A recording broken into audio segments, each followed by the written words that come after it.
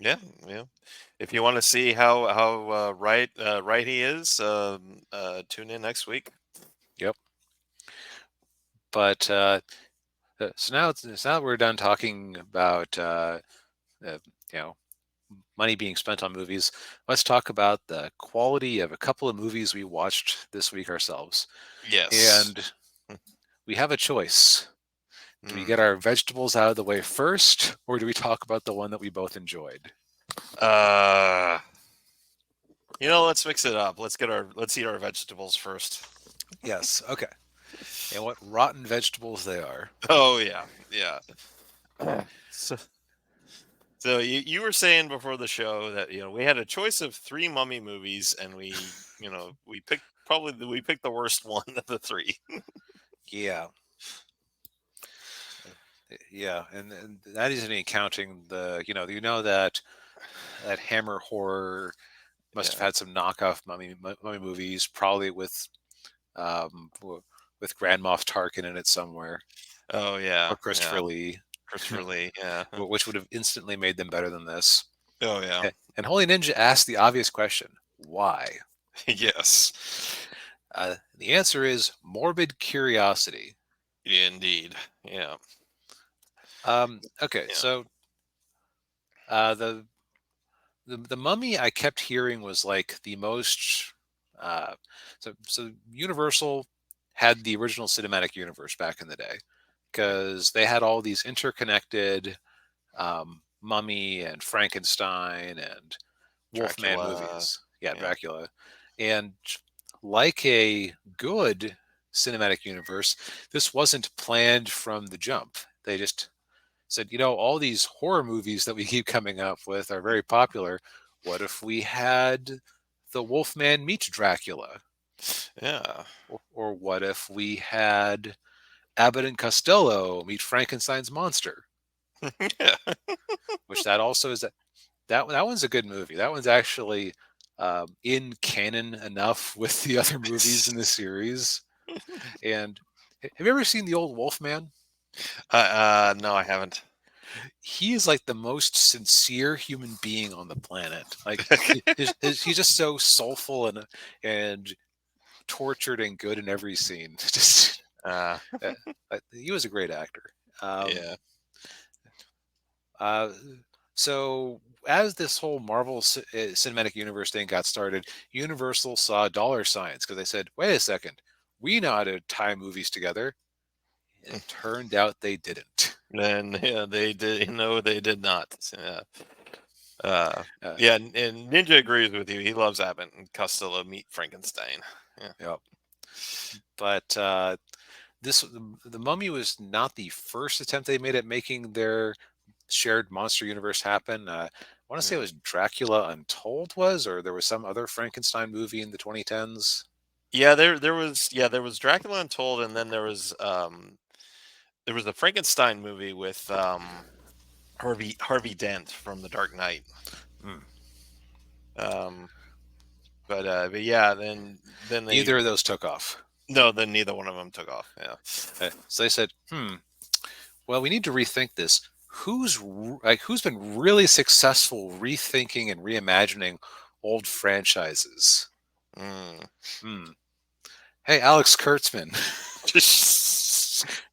we like what you did with Star Trek, where you basically turned it into Star Wars but dumb. Yeah. Ninja says Dracula Untold was retrofitted as the start of it. Oh, okay. Well, good for them. Yes. Um, but so Alex Kurtzman is responsible for this travesty Yeah, yes. As he is responsible for most travesties, including what he's done to Star Trek. and the Amazing Spider-Man. Yes, and Transformers. Keep forgetting he's responsible for Transformers. Yeah. God, can someone get like a restraining order for him and non-original properties? Let let him ruin his own stuff. Oh, Yeah. yeah. Wasn't he also responsible for that Clarice series that apparently Universal was really pissed off that it didn't actually do well? Yes. Yeah. Yeah. That was him. Yeah. Yeah. Do not let him adapt things. Yes, yeah, Come on. yeah. Keep this man away from established franchises, please. Yeah. All right. But So let's talk about this thing itself. And you might okay. be saying, DB and Daniel, you're being too mean right now. I mean, after all, uh, it, you're bringing in all this meta commentary stuff. You aren't even giving the movie a chance. Um, First off, we did give the movie a fair shot. Hmm. Second off, the movie is also uninterested in standing on its own two legs, on two feet. Yes. Uh, Ninja says, "Hey there, I like the ASM films. They have problems, but they're not the Mummy 2017."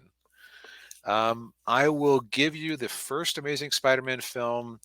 The yeah. second one is basically, in my mind, the Mummy 2017.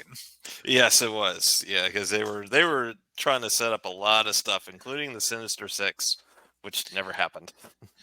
Nope. And with the performance of Morbius and what I suspect will be a drubbing for Craven, they are not going to make fetch happen there. No. So I tried to make this joke on Sunday when I was watching the movie, but apparently since Chat GPT draws from the internet, it I basically did the joke, hey Chat GPT, make a remake of Brendan Fraser's The Mummy, set it in 2017 in Iraq. And of course it partially drew from this movie for it, but its proposal actually had Brendan Fraser showing up again, which would have automatically made this better. Yeah, yes, it would. Although I logistically, I don't know how that would have worked because his character would be well over 100 years old. Um, have it be that he was also captured by this evil sorceress And and given, you know, given okay, eternal life or something. okay, yeah, that could work. Yeah, But let's we've beaten around the bush enough. yes, So yes. this movie starts with an exposition dump. Hmm. I believe that it's our good pal Russell Crowe. Hmm. Yeah. Which in this movie he fights around the world in England and also I guess he doesn't ever actually go to Iraq. No, he doesn't. He sends the chick to Iraq, the blonde chick. Yep. Yeah. Um, so he gives the exposition dump about oh here's the origin of the mummy and the Yeah. And this woman was a great warrior. Put a yeah. chick in it, make her lame. And, yeah. I don't say gay because she is clearly hot for Tom Cruise in this movie, Oh but yeah. And I have something to say about that when we get to it. But yeah, go on. she was a great warrior, and her dad was the pharaoh, and she was the heir. But then his second wife conceived a son, and she was going to be left out. Um, Now I'm reasonably certain that depending on which dynasty you're looking at, Mhm. women couldn't actually become pharaoh. I Yeah. think Hatshepsut was, if I'm remembering her name right, was like the one exception. Mm. You know what? Let me just double check myself. Like even Cleopatra was not a pharaoh. She was technically a queen, I believe. Yeah, she was a queen. Um, Uh, yeah. Hatshepsut. Hatshepsut Hatshepsut. was the great royal wife. Da, da, da, da, da. Then as queen regent, she was queen regent. Okay, so she might not have actually ever been pharaoh. Okay. But anyways, women like yeah, I'm noticing the term queen regent, which basically just means hey, ruling until your kid is old enough to take the throne. Yeah. But like she was about to get. I'm reading some Egyptian history. There were many times there was a female ruler of Egypt through many of the dynasties, right? But they wouldn't technically be pharaoh. Yeah. Difference between being the queen mother the and the king or whatever. Right. Yeah. Anyway, and oh, so she had this mad plan, and she killed her father and her and his wife and her brother, and she was going to kill her lover to seal the deal with the dark forces, but then she was caught before she could stab him in the chest and Mhm. complete the and complete The the dark ritual. Yeah. ritual. And she Yeah. was mummified alive, which it seems so much cooler in the Brendan Fraser version, Yeah. The Brendan Fraser first one was a lot better. because it's basically the same story. Yeah. Yeah. Just they Yeah. just they Yeah. put a chick in it and made it lame. Made it lame. Yeah. Yeah, because the Brendan Fraser one was more in line with the original Boris Karloff one, where he was a Egyptian priest and he was having an affair with the pharaoh's lady, and uh, she gets killed, and he tries to bring her back to life, and doesn't work, and then he gets mummified alive and cursed, and yeah. Yep. Cut to the present day. Tom Cruise is a grave robbing asshole. Yeah. Yeah. Yeah, and he's with his buddy. Was it Vale was his name? Yeah, that sounds right. And Cruz's name was Morton. And I remember watching uh, your boy Zach trying to do a review of this, although he didn't watch it all the way through. So we outdid Zach, I guess. Yeah. And so what he was saying was that like Cruz's character is a sergeant, and then his buddy is a corporal. He said in reality, Cruz's character would be like in his mid 20s, Mhm. and his buddy would be like 18 or 19. Tom Cruise, by the way, is not in his mid 20s, and Uh, his buddy is not an 18 or 19-year-old. No.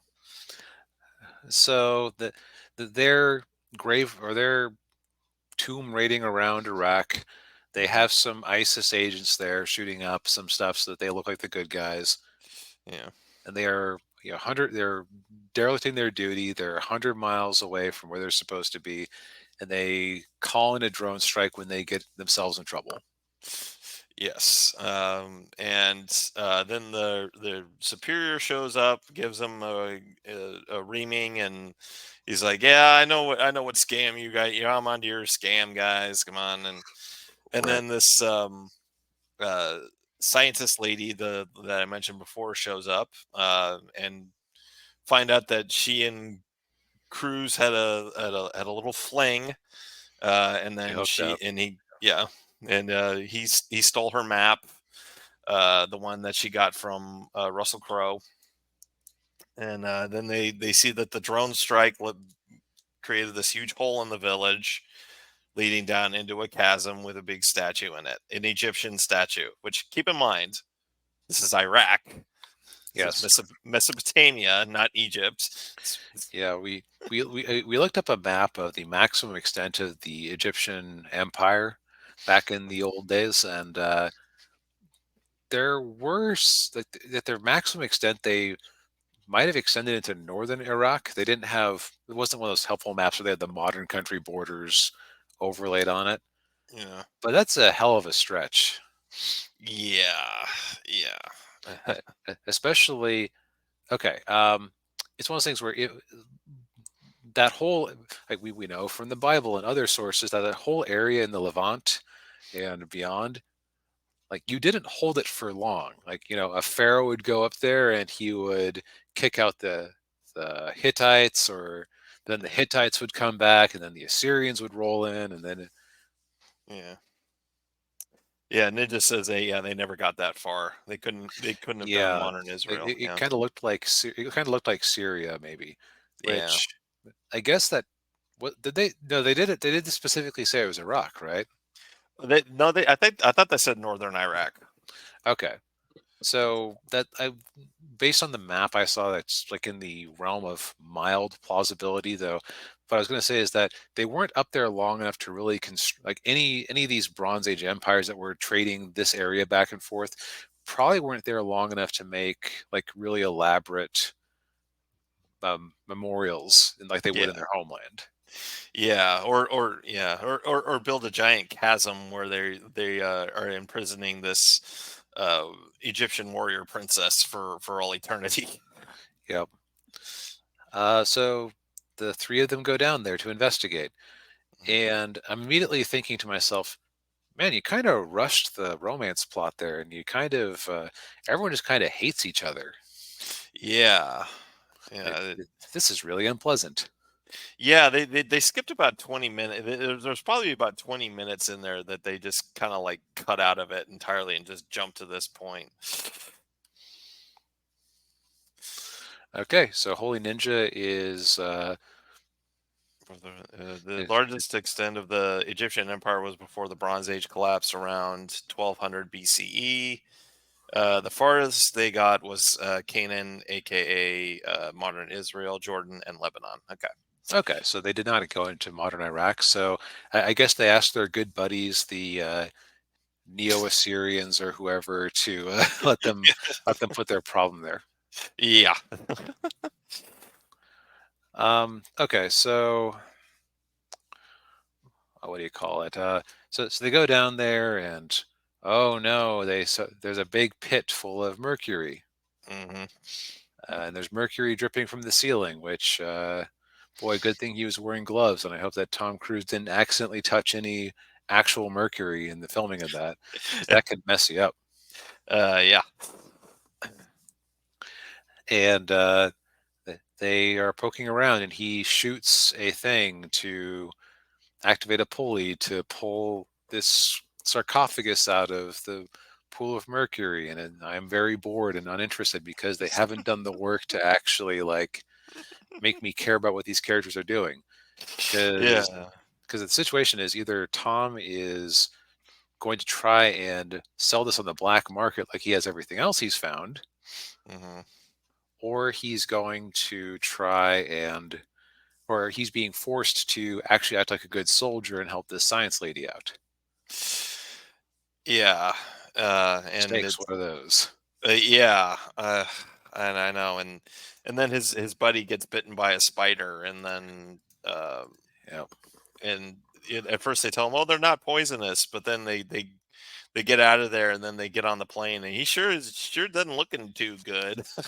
yep. And then he turns into a zombie. And in a weirdly comedic scene, considering that Tom Cruise is killing his best friend, he shoots him multiple times to stop him. Yeah, yeah, that was very, very strange. Uh, Um, and then they end up in England, and it turns out we skipped a part about where they found an ancient Crusader oh yeah, in England, yeah, tomb in England. yeah. Uh, Ninja. Okay, Ninja brings up a good point. Asks, why would the Egyptians have a police system for a sarcophagus that they want to be at the bottom of the Mercury Lake? Don't know. I don't know. Perfect response. Um, so yeah, there was this like Crusader tomb, and they found half of this MacGuffin that they need to revive the mummy Yeah, it's a red gem that was that taken goes into during a scabbard. right. So, Yeah. so it's really got all of the hallmarks of a J.J. Abrams acolyte movie. You've got a MacGuffin that they have to find. Hmm. Characters aren't established. Everybody is just kind of sarcastic and hates each other. Inappropriate moments of comedy. Yeah. Yeah. And of course yeah, and like you were saying before, the mummy, Amanette was her name. She's got the hots for Tom Cruise, because she wants to use him as the vessel for her beloved, Yeah. which is basically just, yeah, like the original Mummy, except they just swapped out the genders. Yep. And they okay, so the Kurtzman and whoever else wrote this movie had obviously seen Life Force, which, if you've never heard of that movie before, I completely understand. It's kind of an obscure movie from the 80s. Uh, it was directed by Toby Hooper, who did Texas Chainsaw Massacre and Mm, Poltergeist. It's about a space vampire lady that these astronauts find, and she's only on screen for like 12 minutes, but she's naked for most of it. Uh, and I think the actress who played her at the time, she was like 18 or 19, and like the commander of the space shuttle that finds her, like they have this psychic connection, like Tom Cruise and the Mummy in this movie. Mm, And the age difference between the two actors is about the same as the age difference yeah, in this movie. yeah, yeah. So yeah, since he can get into her head, she makes him keep. Like, they're trying to escape from her after she's revived, and he Yeah. drives right back to where she is, and all seems lost when suddenly the dark universe invades.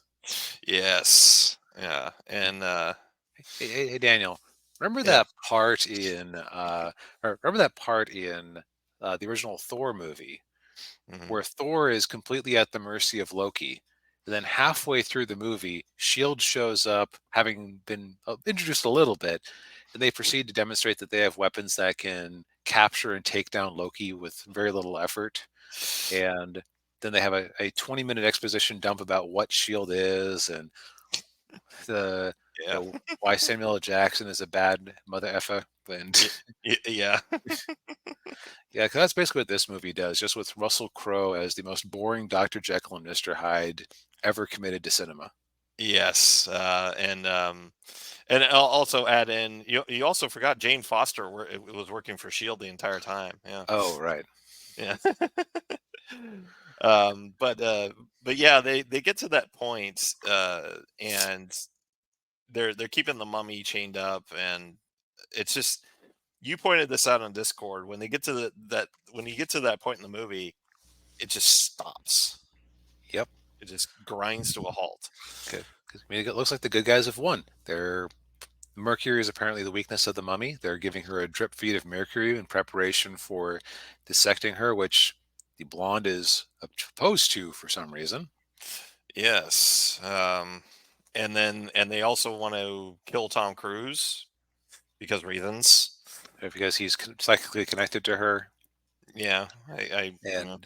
And Russell Crowe proceeds to overact a bit about this thing where he has to keep injecting himself with anti-insanity particles, Yes, and then Tom Cruise takes away the anti insanity particles, and then Jekyll turns into Hyde, and uh, apparently Jekyll and Hyde have different fingerprints. which, if it was like League of Extraordinary Gentlemen and he was basically a giant Hulk type monster, I could Mhm. buy that, but he doesn't really look all that different. No, it's just his skin gets paler and his eyes change color. That's about it. Ooh. So and they have a very boring fight scene because by this point, we forgot to mention this earlier, Tom Cruise is basically Wolverine with like a hyper healing factor because of the magic that has infected him. Right. Yeah, because the plane that they were on with the sarcophagus crashes, and he somehow survives it without a scratch on him. Yeah, it's yeah. Yeah, oh no, and also too, another movie this movie borrows from was An American Werewolf in London, specifically when his dead buddy, he keeps seeing his dead friend everywhere in his head, and his body is really decrepit, which happens in American Werewolf in London. Only in that movie, the guy's friend, his body just keeps decaying more and more the more often he shows up. It's they did it better in that movie than they did in this movie. Well, I'm starting to think that this movie didn't do anything well at all. Mm, Hmm. That'd yeah, be crazy. Hmm. yeah. Um, So, the- um, to kind of just wrap it up, there proceed to be some big, expensive CGI chases as the evil mummy tries to capture Tom Cruise and the blonde.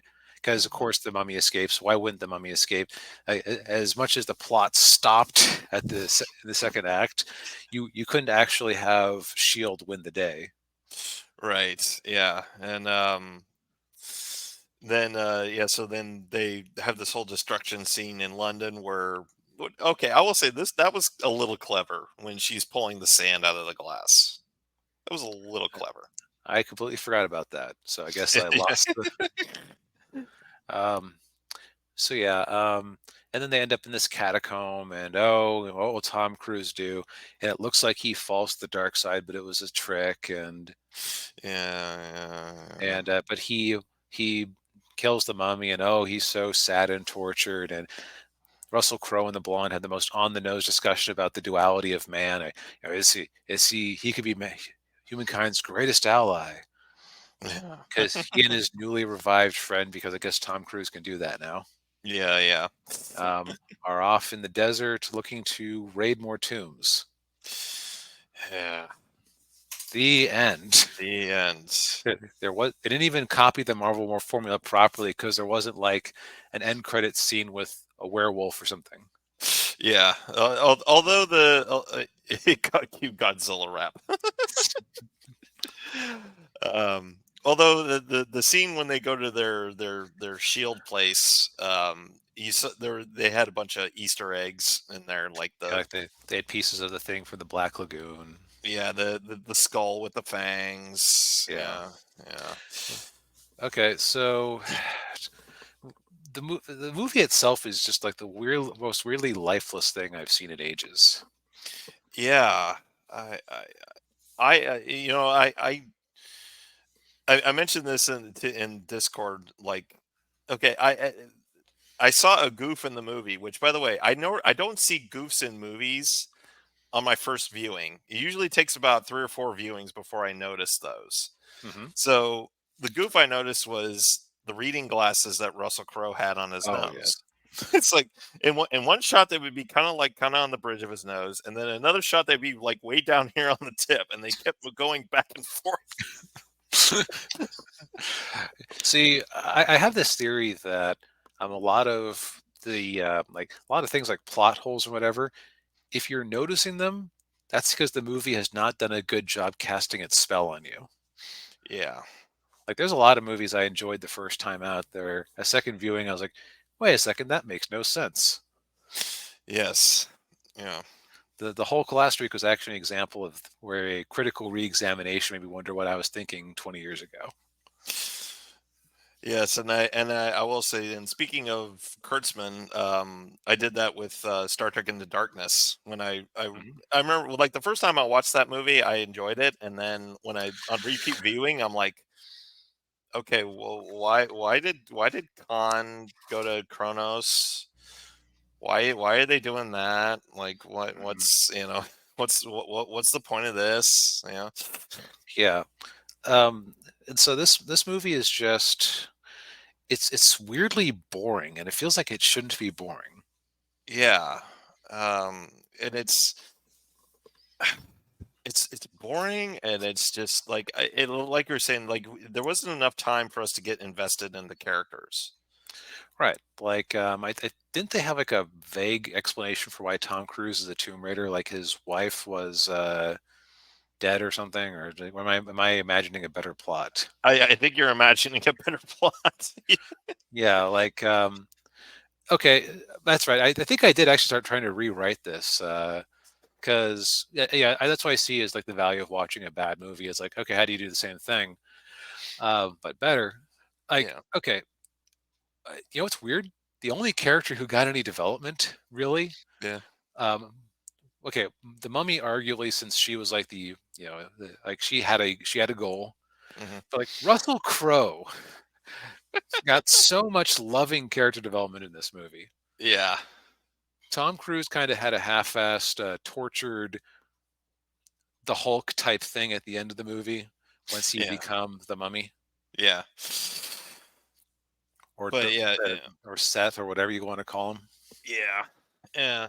I mean, yeah. I mean, at least with like somebody like even like Brendan Fraser's character in his Mummy, like you at least got some idea of like okay, yeah, he was a French Foreign Legion, and then Mhm. he went out into the desert, and his partner screwed him over, and Right. yeah, Well, and also you had you had stakes that were clear. Like, okay, if the wrong people find this thing, it's game over. And there was a chance that they could stop people from finding this thing. Yeah. And in that movie, there were like treachery, alliances, Yeah.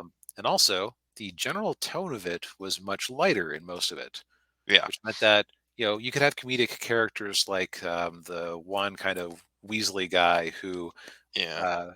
uh, was like kept who like was the like who had like all the religious icons he would hold up. Right. Yeah. Yeah. He had he wore the fez. Yeah. Yeah. Yeah. Um, this shows how uncultured I am. He actually really reminded me of the character Dijon from the DuckTales. Yeah. He did. Similar sort of archetype. Yeah. But in this movie, there was like they would keep having these lighthearted moments that like, why are you joking? Like, why is it funny that you just shot your best friend a third time because you were scared? Yeah. Because that's how that shot was framed. Yeah. That whole scene was so dumb. I was just it was so it was it was tone deaf and yeah. Just It's like what you need to do is you need to cut. Like, okay, if you have to start the Dark Universe, yeah. Russell Crowe shows up at the end of the movie. Hmm. Uh, hey, good job handling that mummy thing. Uh, Yeah. that, Like, who are you? I'm Henry Jekyll. yes, Yeah. exactly. Like you do that, and you let Tom Cruise be the character. You give him like a good motivation. Okay. You either give him a good motivation for why he's out there tomb raiding, Hmm. because like they gave a little bit of it because they had some, basically were ISIS people out there shooting up these ancient artifacts. Yeah. So I could even say like a Han Solo type where he's like super cynical. It's like, look, man, either I get paid or they get blown up. I'm not running a charity here. Yeah. If Bill Gates wants to have I'm trying to think of if Bill Gates wants to have a stone statue of Isis, the goddess Isis, sitting in his boardroom, then who am I to judge? Better Yeah. than it Yeah. being lost completely. Yeah. Like, like you never had a scene like that. Yeah. Yeah. And it was almost like they were trying to have Tom Cruise be the Robert Downey Jr. of this universe, but they didn't give him the proper motivation. Yeah, and you can kind of see why Tom would take this role because the whole like he never really gets to play like a tortured anti-hero. He's usually, at least in my experience, he's usually more straightforward than that. Yeah. Oh yeah. Yeah. Like Maverick, for example. So Yeah. like being kind of a Hulk slash Wolverine type where he's has this monster within that he's battling. That I could see it being appealing to an actor. Yeah. And he does his gamest with this part. Yeah. Yeah. I won't fault him for for this movie's problems. I mean, he did the best he could with what he had. Yeah, it's just a bunch of sound and fury signifying nothing. Yeah. Indeed. Yeah. Uh, and we see why. Also, I see why this movie did pretty decently internationally when I looked it up. Uh, because there's a lot of action movies out there where um, not being able to understand what's going on and not necessarily having it be dubbed in the local language can only help this movie because Yeah. you're just watching the action beats. Yeah. Pretty much. Yeah. But I think we've flogged this thing enough. We know why the Dark Universe did not become a thing. Right. Yeah.